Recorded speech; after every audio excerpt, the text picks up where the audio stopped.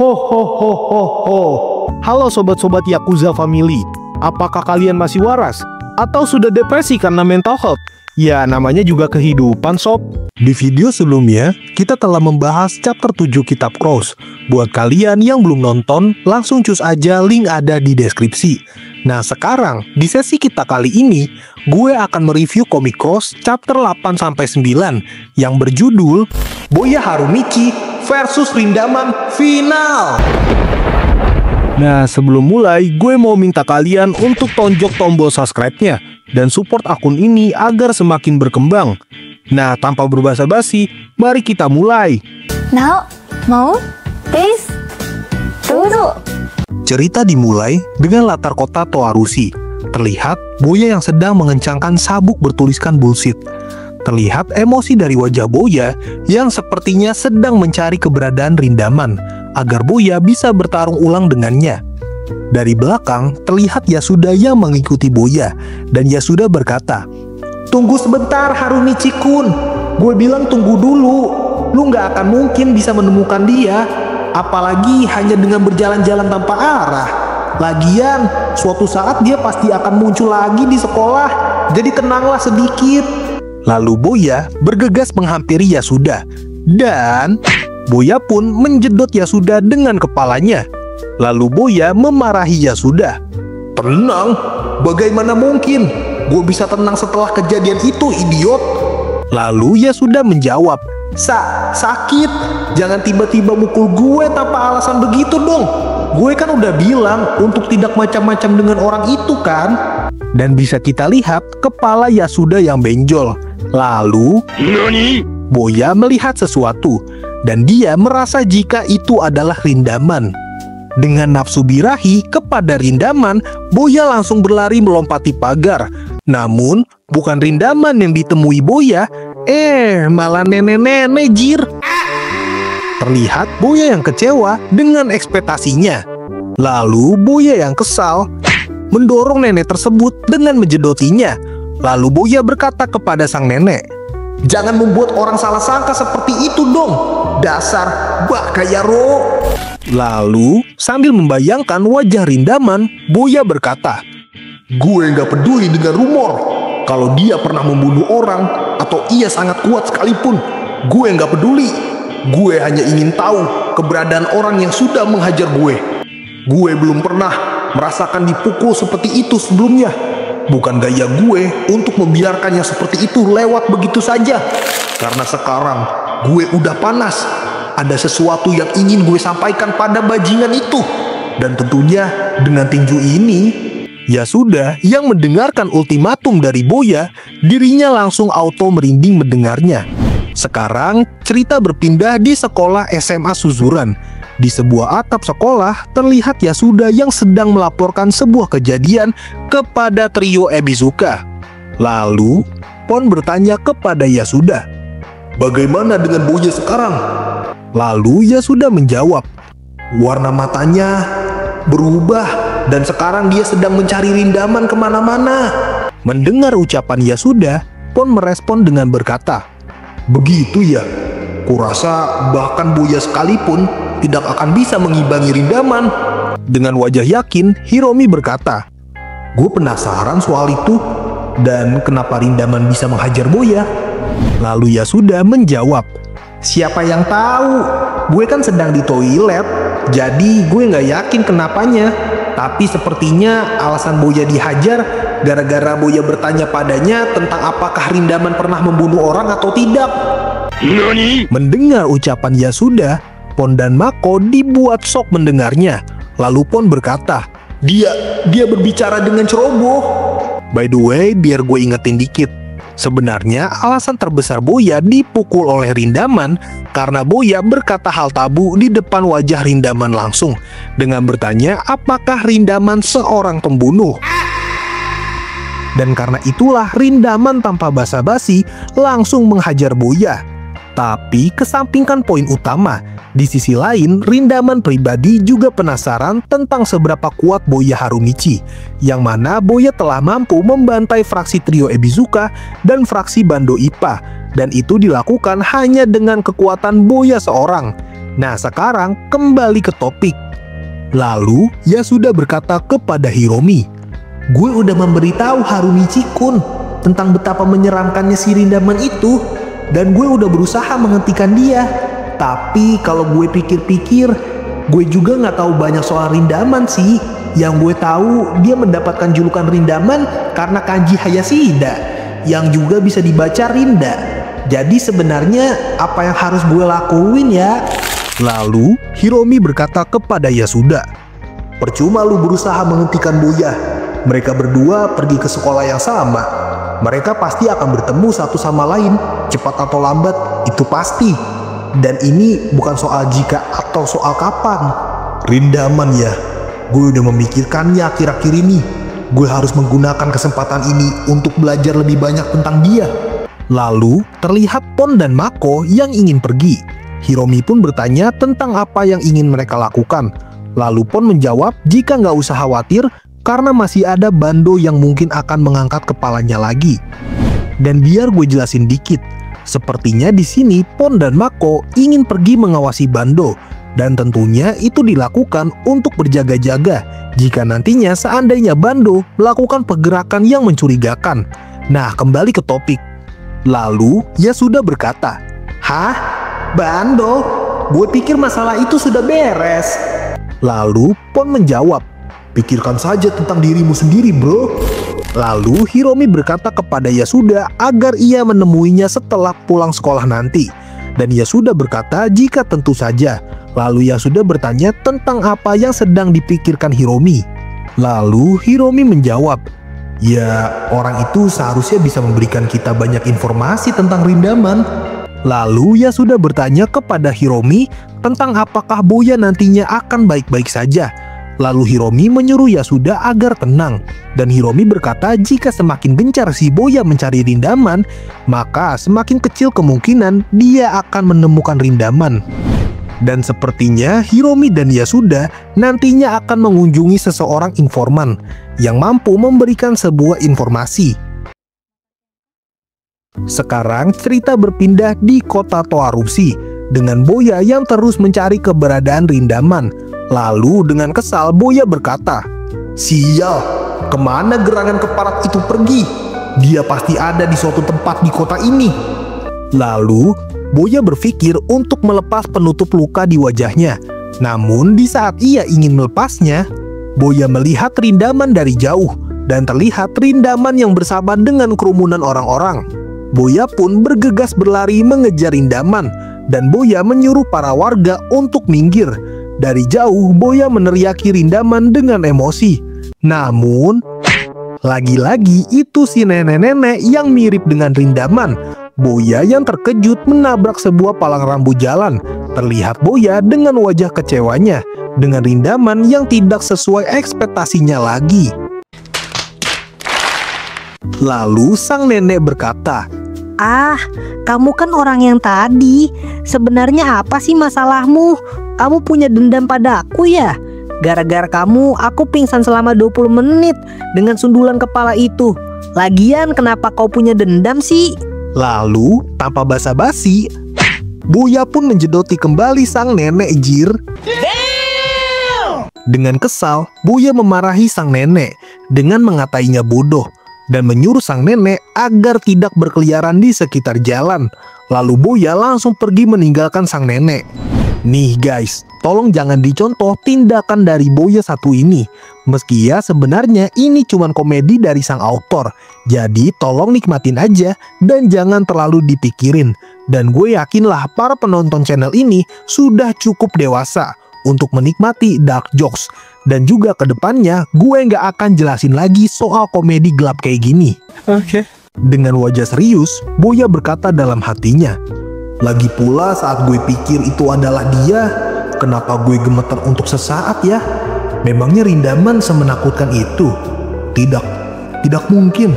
Memikirkan kalau gue gemeter, mestinya itu enggak akan mungkin terjadi."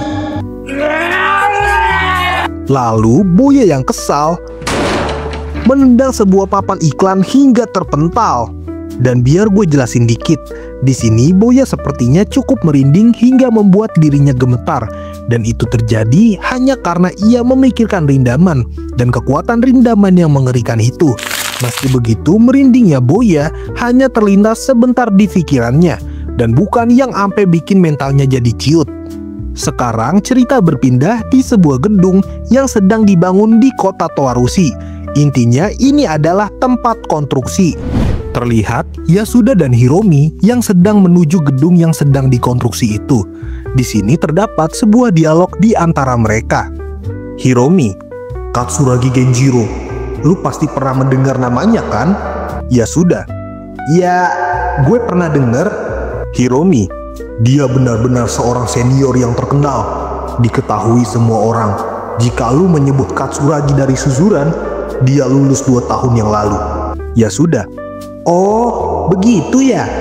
Singkat cerita, Hiromi sudah bertemu mandor proyek dan meminta sang mandor agar ia bisa menemui senior Katsuragi. Dari jauh terdengar sang mandor yang berteriak, "Hei Katsuragi! Katsuragi woi! Lu kedatangan tamu tuh!" Akhirnya Katsuragi menengok ke arah mandor dan singkat cerita Katsuragi menghampiri Hiromi. Lalu Hiromi dan Yasuda memberikan hormat kepada Katsuragi. Hiromi menyapa Katsuragi dengan berkata, "Halo Katsuragi senpai, dah lama nggak jumpa ya." Di sini Katsuragi mendekat ke arah Hiromi dan bisa kita lihat betapa besar dan berotot tubuh Katsuragi. Dan Katsuragi berkata, "Bukankah lu entu si Kirishima? Udah lama ya kita nggak ketemu."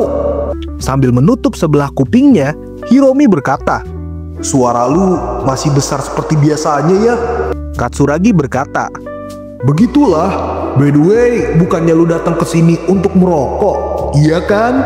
Dengan menghela nafas, Hiromi menjawab, "Hadah, itu juga belum berubah rupanya. Selalu aja lu minta rokok dari gue." Dan kalau kalian perhatikan baik-baik, di sini Katsuragi mengangkat satu jari yang mengartikan dia minta 1 batang rokok sama Hiromi. Buat kalian yang mungkin sering nongkrong di tongkrongan, pasti ada aja temen modelan kayak gini yang angkat 1 jari dengan menatap birahi sebungkus rokok yang kita punya. Istilah tongkrongan, modal paru-paru doang guys. Sambil sebat, Katsuragi bertanya kepada Hiromi, "Jadi, apa yang membuat lu datang kemari?" Lalu Hiromi menjawab, "Ada sesuatu yang ingin gue tanyakan kepada lu." Di sisi lain, Yasuda malah lebih penasaran tentang luka-luka yang ada di tubuh Katsuragi. Dan kalau gue hitung, Katsuragi memiliki 8 luka sayatan sejauh yang terlihat saat ini. Nah, balik ke topik. Lalu Katsuragi berkata, "Bertanya sama gue? Emangnya apa yang ingin lu tanyakan?" Hiromi menjawab, "Gue ingin bertanya tentang Rindaman. Bukan, tapi Megumi Hayashida." Terlihat Yasuda yang terkejut mendengar nama Megumi. Sekarang cerita kembali berpindah di sebuah jalan kota Toarushi dengan Boya yang sedang berlarian ke sana ke sini. Terlihat Boya yang menaiki sebuah tangga flyover dengan sangat terburu-buru. Sampai akhirnya Boya sampai di atas flyover dan Boya berteriak dengan lantang, "Hei Rindaman!" Dari jauh. Dan sudah fix, kali ini adalah Rindaman yang asli. Dan Rindaman menengok ke arah Boya. Lalu dengan wajah tengil, Boya berkata, "Hehehe, akhirnya gue temukan juga lu. Gue mencari lu kemana-mana, Rinda-chan." Dan kali ini, wajah antara Boya dan Rindaman saling bertatap-tatapan.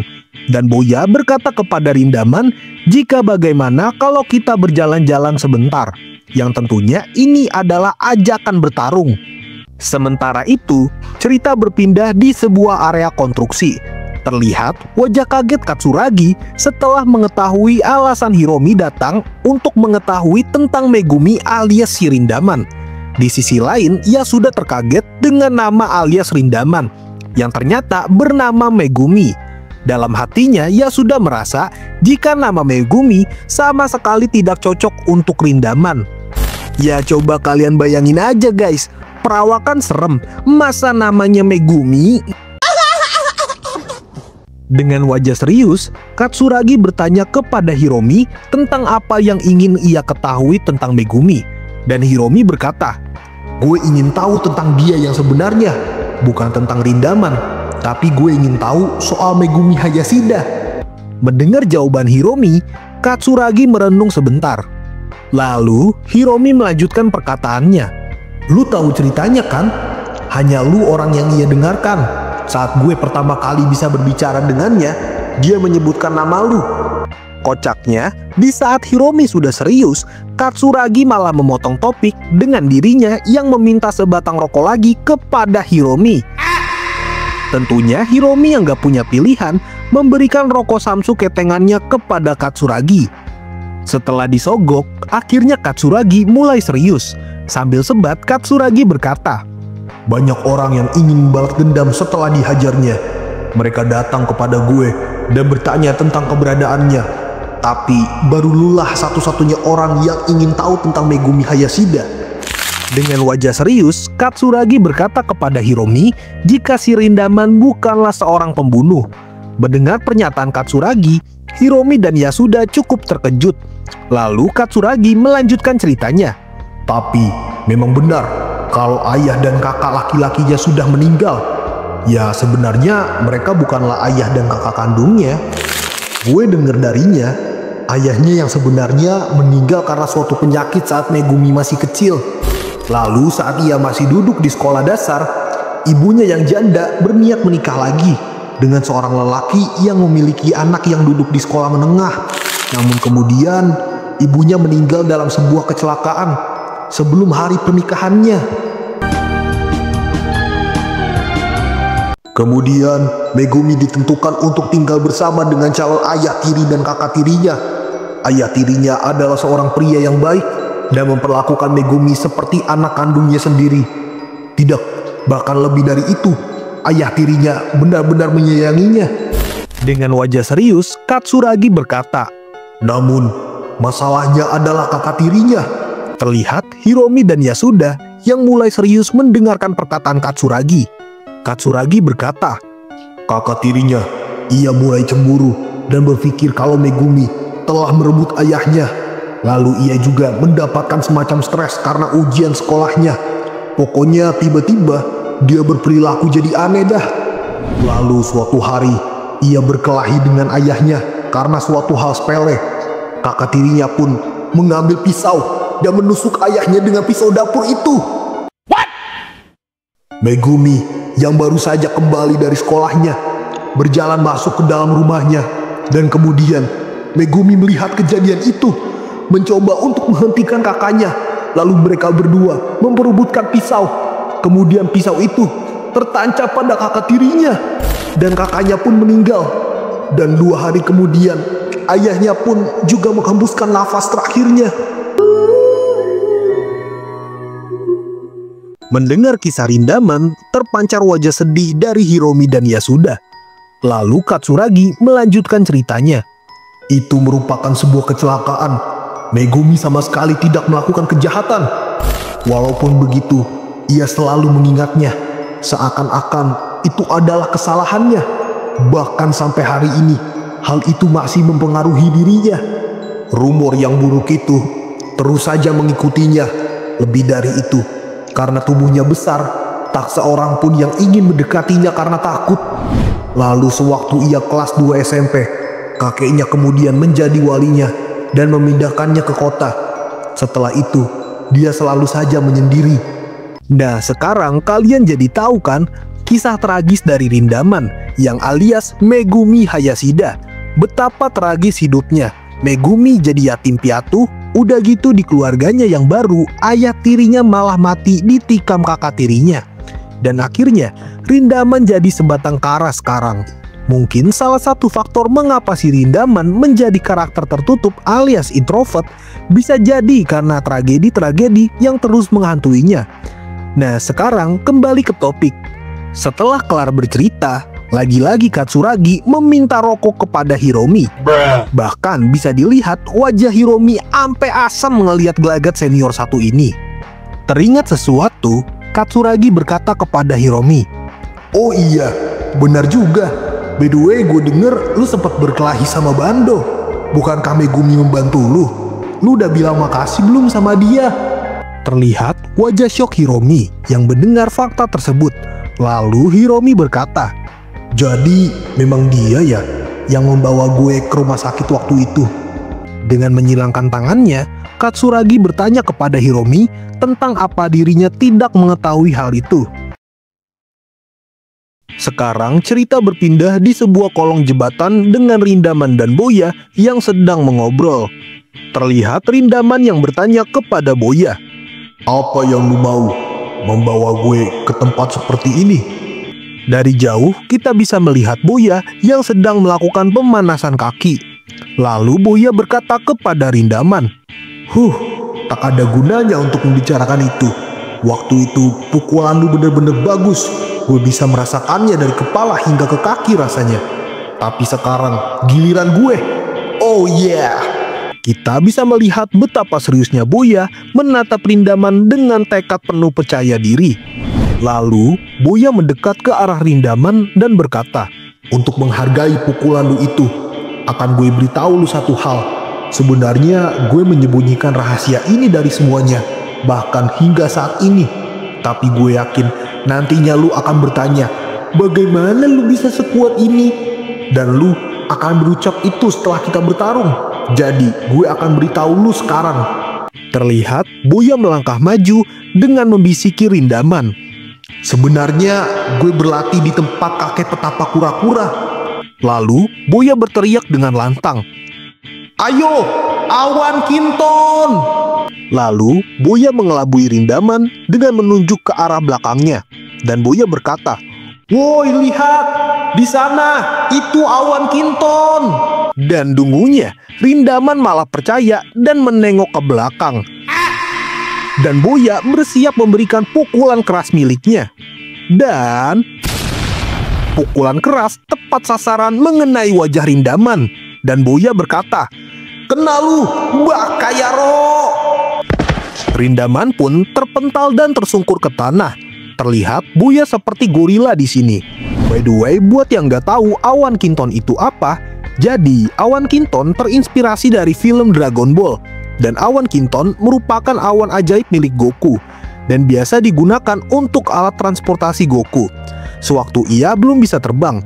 Dan cara memanggil awan kinton dengan cara berteriak ke langit dan menyebut namanya. Hei, awan kinton, datanglah ke sini. Setelah membuat Rindaman tersungkur, Boya berkata, itu balasan untuk pukulan lu. Jika tidak ada seorang pun yang bisa mengetahui yang sebenarnya tentang lu, maka biar gue buktikan sendiri. Berdirilah Rindaman. Mungkin sebagian dari kalian akan menganggap tindakan Boya yang tadi itu curang. Cuman sesuai kata Boya, itu balasan untuk pukulannya yang kemarin. Yang mana Boya dihajar Rindaman dalam kondisi gak siap sama sekali. Ibarat gak ada angin, gak ada hujan, tiba-tiba kena hantam. Ya meski pukulan Rindaman kemarin itu merupakan hal yang wajar karena Boya udah roasting Rindaman di depan wajahnya langsung. Nih guys, ada sebuah prinsip yang harus kalian ingat. Jika musuh kalian menggunakan tangan, maka kalian harus pakai tangan. Kalau musuh kalian cuman adu mulut, maka kalian juga adu mulut. Nah sekarang kembali ke topik. Di sini Rindaman ngedumel kepada Boya. Lu sialan, anak SD sekalipun takkan mungkin mempercayai hal itu. Boya yang gemas menginjak-injak ke arah tanah. Dan Boya menunjuk Rindaman sambil berkata, justru lu sendirilah yang tertipu, dasar bodoh. Lalu Rindaman langsung berdiri dan Boya langsung menjaga jarak aman. Dari posisi ini aja kita bisa melihat betapa besarnya tubuh Rindaman. Dengan wajah datar, Rindaman berkata kepada Boya, baiklah, gue akan bermain dengan lu. Tapi ketahuilah, melawan gue tidak akan sama seperti saat lu melawan Bando. Mengerti, Boya? Waktunya pertarungan yang sesungguhnya dimulai antara Boya melawan Rindaman. Singkat cerita, Boya dibuat terpental oleh Rindaman. Terlihat Boya yang tergeletak di tanah dengan badan yang seakan menggigil. Lalu Boya berkata kepada Rindaman, "Keparat ini boleh juga ya?" Dengan wajah kalemnya, Rindaman meledek Boya dengan berkata, "Kenapa? Hanya begitu sajakah?" Dengan wajah emosi, Boya langsung berdiri dan berlari ke arah Rindaman. Lalu, Boya langsung menerjang Rindaman dengan menyeruduknya dan membuat mereka berdua tersungkur ke tanah.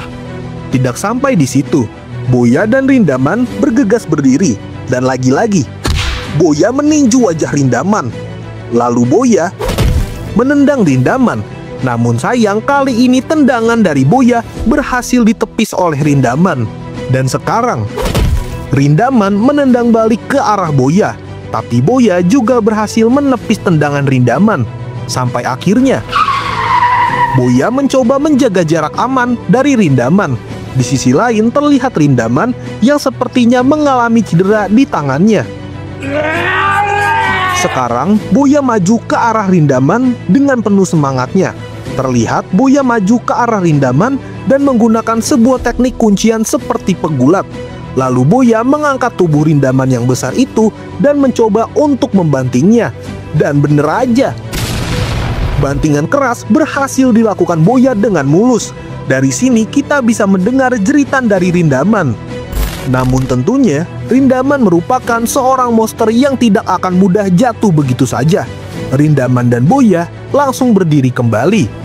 Lalu tanpa basa-basi, Boya langsung menendang Rindaman kembali. Lalu Boya tidak menghentikan momentumnya. Boya langsung maju dengan melayangkan tinjunya. Lalu Boya memberikan sebuah tendangan ke ulu hati Rindaman. Gak berhenti sampai di situ. Bahkan Boya mensikut Rindaman dengan sangat keras. Tidak membiarkan Rindaman menghela nafas. Lagi-lagi Boya mengulti Rindaman dengan tendangan yang telak mengenai wajah Rindaman. Terlihat Rindaman terpental sangat jauh. Lalu Boya yang birahi langsung berlari ke arah Rindaman. Tidak ingin membiarkan dirinya diserang lagi, Rindaman bergegas berdiri. Dan kali ini Rindaman berhasil menepis tendangan dari Boya. Boya yang kesal mencoba meninju Rindaman kembali. Namun sayang, kali ini Rindaman berhasil menghindari serangan dari Boya dengan cara merunduk. Lalu tanpa basa-basi, pukulan keras tepat mengenai wajah Boya. Bahkan pukulan itu sampai membuat Boya tersungkur di tanah. Tidak ingin menghilangkan momentum, Rindaman langsung menendang ulu hati Boya dengan keras. Efek dari tendangan itu membuat Boya terpental sangat jauh. Namun Boya yang juga merupakan seorang monster langsung bergegas berdiri kembali. Kali ini Rindaman melepaskan jaket kulitnya yang tebal itu. Boya yang melihat Rindaman melepas jaketnya, dirinya jadi terinspirasi untuk melepaskan sukajannya juga. Sambil meregangkan bahunya yang kaku, Boya melakukan sedikit pemanasan. Dengan wajah ngeledek, Boya berkata, "Akhirnya, mari kita selesaikan ini, Rindaman sayang." Tidak berasa, waktu menunjukkan mau sore hari. Rindaman dan Boya bersiap melakukan ronde kedua mereka. Saat ini, cerita kembali berpindah di tempat konstruksi dengan Hiromi dan Katsuragi yang masih mengobrol. Lalu Hiromi berkata, "Itu benar, jika ada seseorang yang bisa, pasti Boya Harumichi lah orangnya." Lalu Katsuragi bertanya kepada Hiromi, "Boya Harumichi? Siapa itu?" Hiromi menjawab, "Dia murid pindahan baru." Lalu Katsuragi bertanya tentang apakah Boya merupakan orang yang kuat. Dan dia sudah langsung menjawab pertanyaan Katsuragi. "Abang pasti tidak akan percaya, tapi kalau Boya udah serius nih bang, Boya mungkin bisa bertarung seimbang dengan Rindaman. Bahkan Boya bang, dialah orang yang menghancurkan fraksi Bando IPA." Mendengar ucapan Yasuda, Katsuragi merenung sebentar. Lalu dengan wajah serius, Katsuragi berkata, "Gue rasa lu gak tahu seberapa kuat si Megumi itu. Apa lu yakin si Boya gak akan dihajar habis?" Lalu Hiromi menjawab, "Tidak, hal itu masih belum bisa dipastikan." Dengan wajah percaya diri, Hiromi melanjutkan perkataannya, "Boya juga kuat. meski sangat menggelikan. Tapi di sini Katsuragi merespon dengan biasa aja. Nah, mumpung ada kesempatan, gue mau ngejelasin dikit tentang siapa Katsuragi ini. Seperti yang udah kalian dengar, kalau Katsuragi ini merupakan seorang senior yang telah lulus dari Suzuran 2 tahun lalu. Dengan kata lain, Katsuragi merupakan seniornya Tamao Serizawa. Dan tentang seberapa kuat Katsuragi, Katsuragi merupakan seorang petarung top pada masanya. Bahkan dirinya mendirikan sebuah fraksi yang hanya terdiri dari 6 orang saja. Bahkan hanya dengan jumlah fraksi yang sedikit itu, dirinya mampu mendominasi Suzuran. Dan buat kalian yang penasaran, siapakah yang membuat perjanjian damai antara Suzuran dan Housen? Nah, Katsuragi merupakan orang yang mengambil tindakan perjanjian damai tersebut. Dan kalau kalian udah nonton Crow Zero 2, nantinya perjanjian tersebut akan dirusak oleh Genji. Dan tambahan sedikit, Katsuragi juga merupakan seorang yang dinobatkan sebagai salah satu individu terkuat dalam sejarah Suzuran. Nah, sekarang kembali ke topik. Lalu Katsuragi berkata kepada Hiromi, "Ya, sepertinya gue harus kembali bekerja nih." Lalu Hiromi meminta maaf kepada Katsuragi karena telah mengganggunya bekerja. Kocaknya di sini, sebelum Katsuragi pergi, dirinya masih sempet-sempetnya meminta 1 batang rokok lagi kepada Hiromi. Hiromi yang jengkel sampai menunjukkan bungkusan rokoknya yang telah dihabisi sama Katsuragi. Dengan jengkel, Katsuragi berkata, "Begitu ya?" Lalu terlihat Katsuragi yang menggasak kantungnya. Dan ternyata Katsuragi punya rokok sendiri, jir. Bahkan Hiromi dan Yasuda yang melihat tingkah tai Katsuragi sampai terheran-heran hingga hampir terjatuh. Hiromi yang marah berkata kepada Katsuragi, "Jadi lu punya ya?" Lalu Katsuragi menyuruh Hiromi agar tenang. Dan Katsuragi pergi sambil memberikan ceramah. "Butuh perjuangan agar bisa sampai sejauh ini. Tapi masih banyak yang bisa dilakukan dalam hidup selain bekerja. Nah, jaga dirimu baik-baik anak-anak." Sambil kesal, Hiromi berkata dalam hatinya, "Dasar, lihat, dia bicara dengan gaya wibawa dewasanya yang sama. Dia sama sekali tidak berubah." Di sisi lain, Yasuda malah merenungi tentang apa yang akan terjadi ke depannya antara sang monster Rindaman melawan sang monster Boya Harumichi. Sekarang cerita kembali berpindah di sebuah pertarungan final antara Boya melawan Rindaman. Terlihat Boya yang sepertinya berhasil membanting Rindaman untuk kedua kalinya.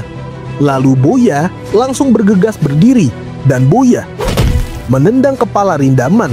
Gak cukup sampai di situ, mengepalkan kedua tangannya dan menghantam Rindaman seperti palu gada. Tidak puas dengan itu, Boya menendangi Rindaman bertubi-tubi. Rindaman yang mencoba berusaha bangkit langsung ditendang sama Boya hingga membuat Rindaman langsung terjatuh. Lalu Boya mencoba menendang Rindaman kembali. Namun sayang tendangan kali ini berhasil dihindari oleh Rindaman. Lalu Rindaman menatap dengan serius dan pukulan hebat dari Rindaman mengenai tepat di kepala Boya.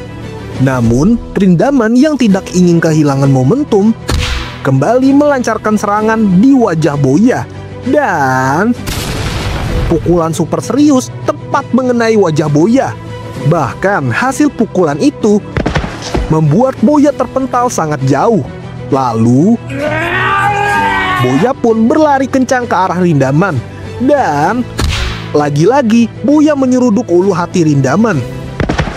Dan kali ini mereka berdua kembali jatuh di tanah.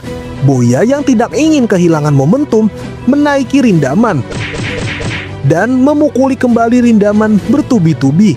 Lalu Rindaman langsung membogem Boya hingga terpental kembali. Rindaman dan Boya langsung berdiri kembali. Bisa kita lihat betapa bonyoknya wajah kedua belah pihak. Lalu sebuah pukulan cepat dilancarkan oleh Rindaman. Bahkan Boya tidak sempat bereaksi dengan pukulan itu. Dan pukulan tersebut tepat mengenai wajah Boya. Dan lagi-lagi Boya kembali jatuh ke tanah. Boya mencoba bangkit, namun wajahnya sangat kesakitan akibat serangan yang tadi. Lalu, Rindaman menendang perut Boya dengan sangat keras. Bahkan, hasil tendangan itu membuat Boya tersalto-salto di tanah. Rindaman yang mulai panas langsung berlari ke arah Boya. Sementara itu, sepertinya saat ini tubuh Boya sudah hampir mencapai batasnya. Lalu, tendangan lutut ala-ala Muay Thai dilancarkan oleh Rindaman, dan tendangan mematikan itu tepat mengenai rahang Boya. Hasil tendangan ini membuat Boya terpental di udara dan menabrak sebuah beton jembatan. Terlihat Boya yang sangat kesakitan. Sepertinya kali ini tubuh Boya sudah hampir mencapai batasnya. Lalu Boya mencoba berdiri kembali. Namun Rindaman sudah berada di depan Boya. Dan kali ini Rindaman akan melancarkan serangan terbaik miliknya. Serangan tersebut tepat mengenai wajah Boya. Bahkan darah Boya berhamburan kemana-mana. Lagi-lagi Boya terlempar sangat jauh dan menghantam kembali sebuah tanah. Kali ini terlihat Boya yang tergeletak di tanah dengan Rindaman yang berdiri di depannya. Di sini kita bisa melihat seberapa parah luka yang juga diderita oleh Rindaman, seperti bajunya yang sampai robek, mata kanannya yang lebam, hidungnya yang berkucuran darah, serta bibir yang juga berkucuran darah. Nah, sekarang kalian jadi paham kan seberapa mengerikannya Rindaman. Buat para fans yang masih ngatain Rindaman lemot, mendingan kalian baca ulang lagi tuh komiknya. Rindaman itu udah mesinnya panas, ibarat truk yang remnya blong. Di sini kalian bisa melihat Rindaman yang terus-menerus bangkit, mau digebukin berapa kali pun. Kecepatan yang cepat, mau itu pukulan, mau itu tendangan. Intinya Rindaman kuat banget. Rindaman yang merasa sudah menang, dirinya langsung bergegas pergi. Namun, terdengar suara teriakan seseorang. Dan ternyata itu adalah Boya yang melompat dan bersiap untuk menendang Rindaman. Terlihat Rindaman yang gak expect sama sekali. Dan tendangan hebat terkena tepat di wajah Rindaman. Bahkan hasil tendangan itu sampai membuat Rindaman terpental sangat jauh. Bahkan Rindaman tidak bisa langsung berdiri karena kesakitan yang luar biasa di wajahnya. By the way, buat kalian yang mengira jika itu curang, menurut gue pribadi ya, inget nih, menurut gue pribadi. Nah, kalau menurut gue, ini nggak curang. Kenapa? Karena kondisinya itu masih dalam pertarungan. Dan juga itu merupakan kesalahan Rindaman yang tidak mengecek si Boya kembali. Dan malah langsung pergi begitu aja. Namun bukan Rindaman namanya jika tumbang begitu saja. Bisa kita lihat betapa bonyoknya Rindaman setelah terkena serangan yang tadi. Di sisi lain, Boya juga sudah mencapai ambang batasnya dengan tubuhnya yang dipenuhi lebam di mana-mana. Lalu mereka berdua saling menatap satu sama lain seakan mereka berkata jika ini adalah babak penentuan. Kali ini Boya maju dengan berlari dan sekarang dirinya bersiap untuk memukul. Di sisi lain Rindaman juga bersiap untuk menghajar Boya. Dan pukulan keras satu sama lain tepat mengenai wajah masing-masing. Terlihat Rindaman dengan matanya yang full putih, yang menandakan jika ia sudah pingsan. Sementara itu, Boya juga mengalami hal yang sama dengan dirinya sudah tidak sadarkan diri saat ini. Lalu Boya terpental hingga ke sebuah sungai yang ada di belakangnya dan berakhir dengan tenggelam. Sementara itu, Rindaman terpental hingga ke bahu jalan atas. Terlihat para kakek yang mengamati sesuatu. Lalu kakek tersebut bertanya tentang apa dirinya tidak apa-apa. Lalu anak muda itu langsung terbangun. Dan ternyata itu adalah Boya yang baru saja tersadar. Dan Boya bertanya kepada para kakek tentang di mana ia. Lalu seorang kakek, kita sebut saja sebagai Sugiono, dirinya berkata, "Hampir aja aku mendapat serangan jantung saat kami sedang mengobrol. Kami melihat kamu mengapung di hilir sungai." Lalu seorang kakek, kita sebut saja sebagai kakek Cangkul, berkata seperti ini, "Kami menarikmu keluar dari sungai benar kan Tsune? Dan sekarang, seorang kakek bernama Tsune menjawab, Apaan yang kau bilang? intinya, sekarang Boja tersadar akan situasinya jika dia ditemukan mengapung di hilir sungai oleh para kakek. Dalam hatinya, Boya berpikir tentang Rindaman, dan sepertinya Boya berpikir tentang apa yang terjadi sama dia, mengingat Boya yang pingsan. Dengan wajah kesal, Boya membuat sebuah kesimpulan dan berteriak, Itu berarti gue kalah. dan bisa kalian lihat di sini, Boya tidak percaya akan kekalahan yang menimpanya. Sementara itu terlihat Rindaman yang baru terbangun dari pingsannya. Di sini Rindaman masih bingung atas apa yang sudah terjadi. Akhirnya Rindaman menyimpulkan jika dirinya telah kalah. Di sini Rindaman langsung bergegas pergi. Tapi anehnya, dalam hatinya Rindaman malah merasa senang karena telah dikalahkan oleh Boya Harumichi. Dan biar gue jelasin dikit. Jadi setelah pukulan terakhir itu, kocaknya Rindaman dan Boya sama-sama merasa jika dirinya itu kalah. Sebenarnya wajar aja mengingat di serangan terakhir mereka berdua pingsan bareng cuy. Nah dari pertarungan ini, gue harap kalian jadi mengerti setipis apa perbedaan kekuatan di antara mereka. Ibarat 0,1 dan 0,2. Dengan ini, panel ditutup dengan pemandangan sebuah sungai. Dan chapter 8, chapter 8,5, chapter 9 Comic Cross pun tamat. By the way, thank you banget buat kalian semua yang udah support channel ini agar semakin berkembang. Terutama buat kalian yang udah follow juga. Dan juga makasih banget nih untuk para donatur yang telah join menjadi anggota Yakuza. Karena kalian telah memberikan sedikit rizkinya kepada kami dengan berlangganan channel Animomen. Intinya thank you banget ya. By the way, lagi-lagi gue harus minta maaf kalau video ini telat. Kalian bisa bayangin aja, biasanya gue up 1 CH itu bisa seminggu sekali.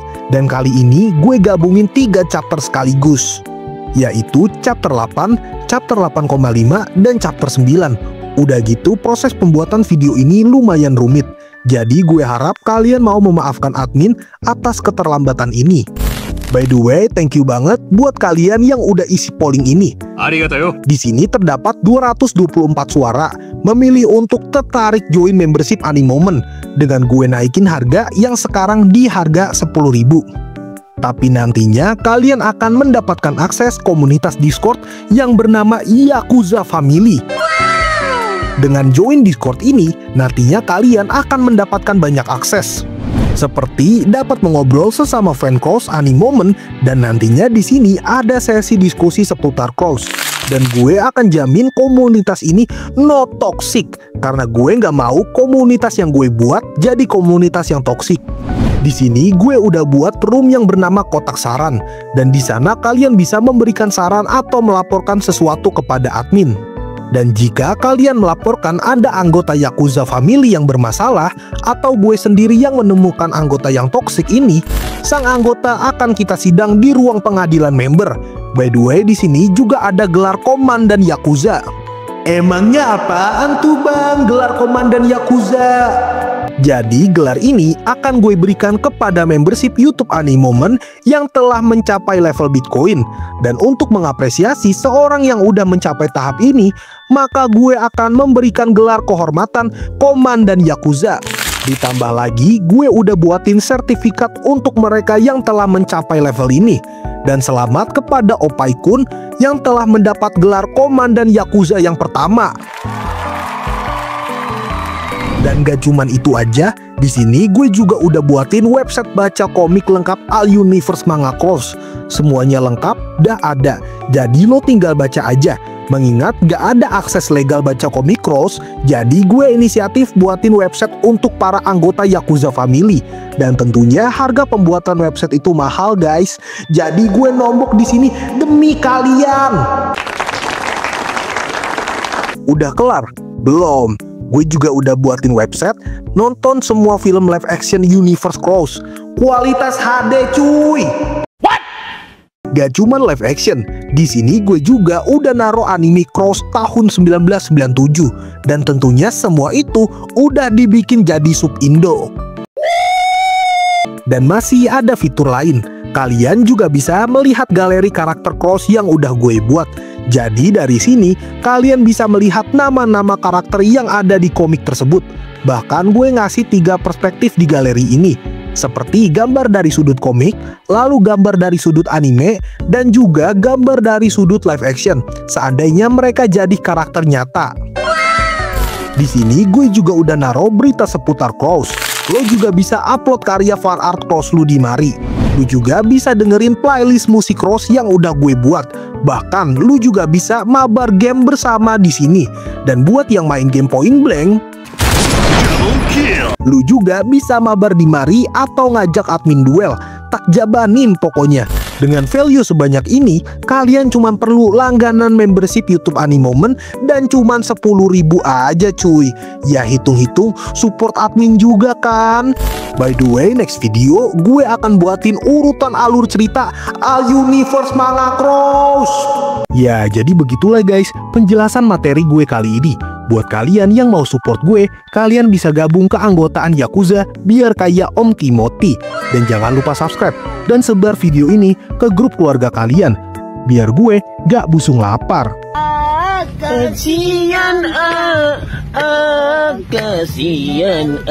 Canda guys.